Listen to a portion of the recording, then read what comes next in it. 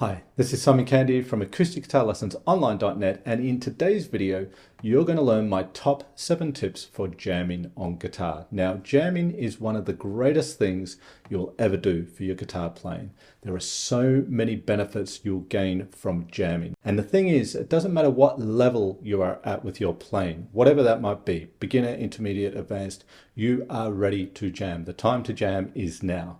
So let's get to it. Just very quickly here, I just want to make a distinction. So when I say jamming, I'm referring to the sort of jamming where you might rock up to a pub and there's an open jam and they're going to call a few tunes and you're going to play.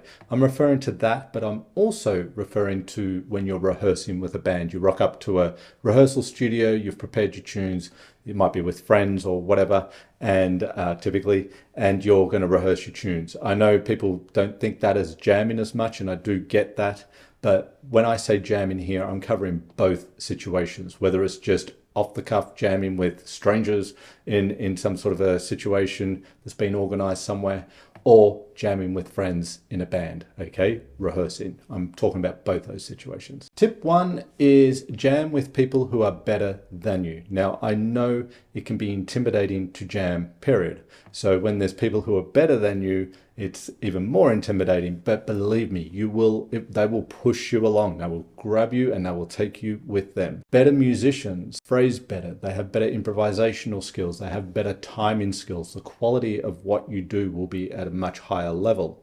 And so you're going to be exposed to those things, and things do rub off on you from other players over time. My own experience here, I did jam with people. I can think of a few people, friends and friends of friends, that I got to know because I played guitar, who were better than me, a lot better than me at the time. And I'm so appreciative for that.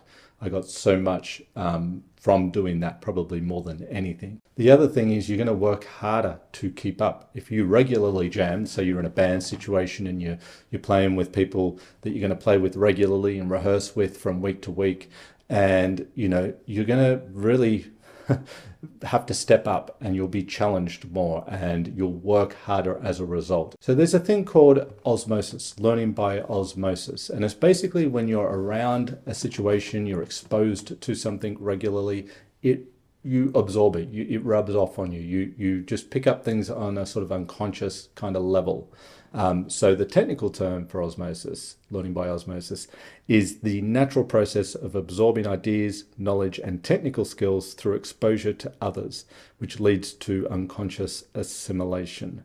Okay, so you just are better and get better by being in the same room as someone who is better than you. Tip 2 is jam now. As I said in the introduction, it doesn't matter what level you're at. If you are a beginner, if you just know a few basic chords, you're good to go. And even if you sort of struggle with those chords a bit, doesn't matter. You could sit at home and learn all the chords and still be no better at jamming. You only get good jamming by jamming. And so if you've got a couple of chords, you can maybe strum a pattern or two, you are good to go. Okay, don't trick yourself or make yourself believe anything else, because it's not true. Now, there's a quote by Richie Kotzen, a fantastic guitar player, and it really says it all.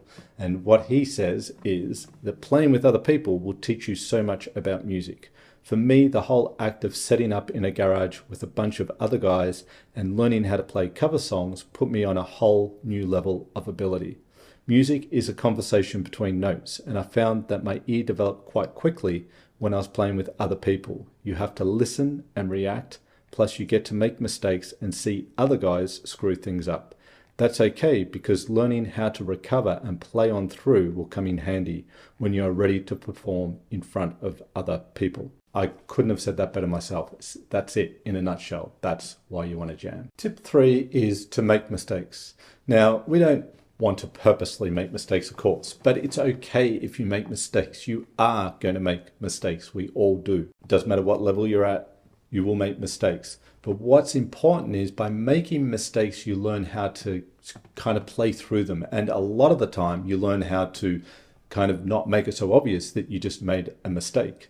And that's really key. Rather than having the pressure of every time you play and perform and jam, you've got to do everything perfect. That's an incredible amount of pressure. It'll make you really nervous and tight and, tense, and you will make more mistakes because of that. But if you can approach a situation where you go, well, yeah, I'm going to make probably make some mistakes, but I know I'll be okay. I'll be able to get through them, most of them at least. Then you're going to be much more relaxed. And because you're much more relaxed, you will make fewer of them. And when you do make them, you'll be able to play through them. It doesn't feel good when you make mistakes. I get that. And, this is a recovering perfectionist talking to you here. But you just got to try and not worry about it so much and know that the more mistakes you make, the better you get at dealing with those mistakes. So it's good practice to make them. And when you jam, you are in a situation where you're going to play through whole songs. Playing through whole songs will build skills you'll never build if you only play bits and pieces of songs. And you can sit at home and play through whole songs and get that practice, and I would absolutely highly recommend that.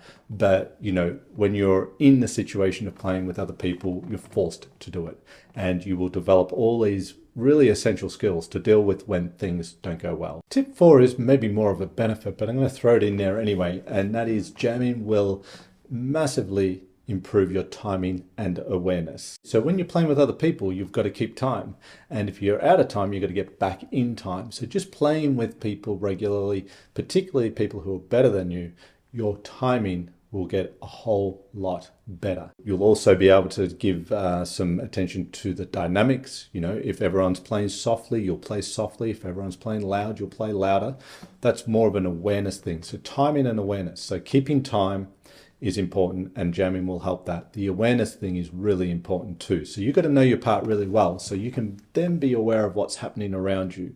It's all about interacting and reacting to other musicians. So you're interacting with them, you're playing with them, you're playing your part, you're hearing what they're playing and how your part fits in, and so it helps you play your part in time. But then, we're all human. As I said before, we're all going to make mistakes, and maybe the singer accidentally sings 2 choruses, or comes in early on a verse or whatever.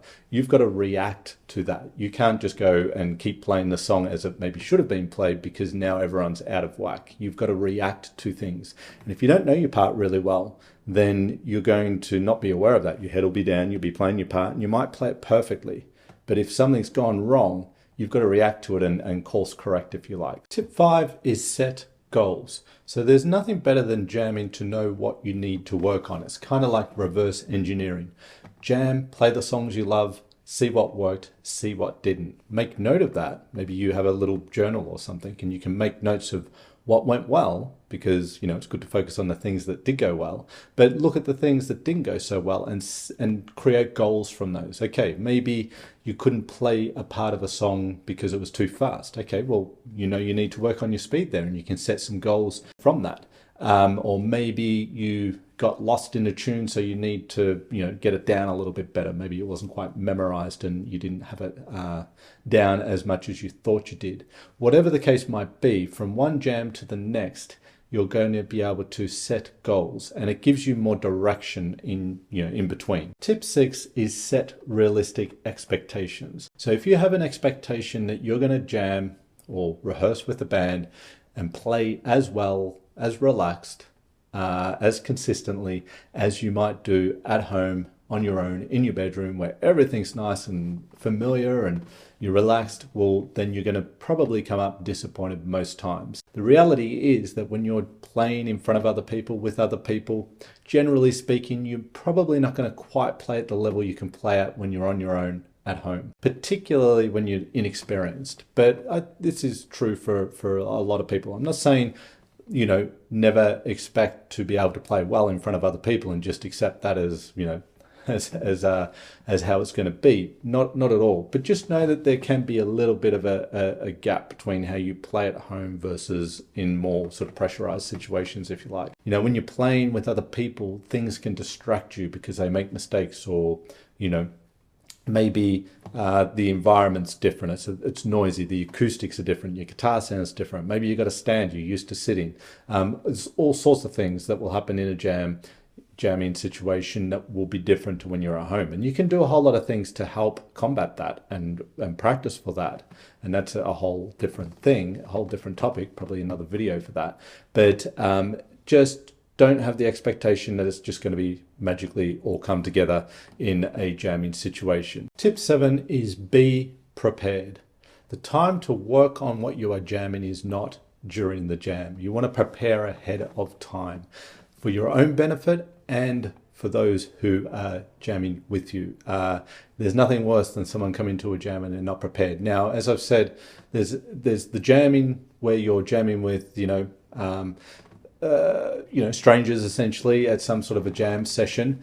Well, okay, you can't be as prepared perhaps as in a band rehearsal situation, but you know what sort of jam it is. Is it a jazz jam or is it a bluegrass jam? Both those genres of music have pretty common tunes that are always played. Do you know those tunes? Be prepared for those sorts of things. If it's in a situation where you're playing and with friends and you're forming a band and you're rehearsing songs, prepare during the week. Jamming is the time to put it together, to put it all together, the end product, if you like, or the product in progress. It's not time to sit there and learn your part or fumble your way through.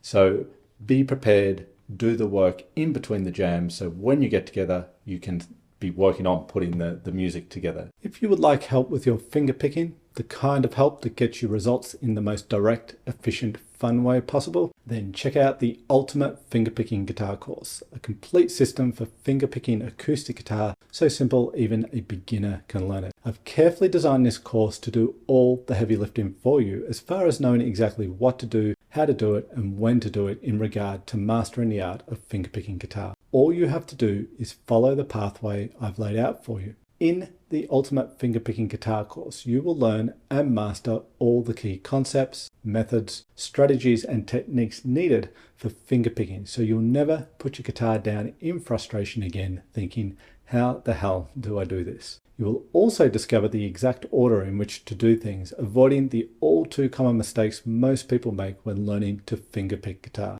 saving you precious time and frustration. Have your hand held every step of the way with the Ultimate Fingerpicking Guitar course. It will take you from wherever you are at right now with your fingerpicking to where you would like to be, enjoying every part of the process along the way. So click the link in the description below the video and check out the Ultimate Fingerpicking Guitar course. Let me know in the comments section what acoustic guitar topics you'd like to see covered in future videos. I love to hear from you, and a lot of the things I do cover in these videos are suggested by you. So don't be shy, drop us a line in the comments below. If you like this video, then hit that like button, and if you haven't already, subscribe to the channel. Hit the all-important notification bell button, of course, so YouTube can tell you when I've released a new video. This is Simon Candy from AcousticGuitarLessonsOnline.net. As always, I really do appreciate the time you take to check out my videos. I hope they help you with your playing, and I look forward to seeing you in the next one.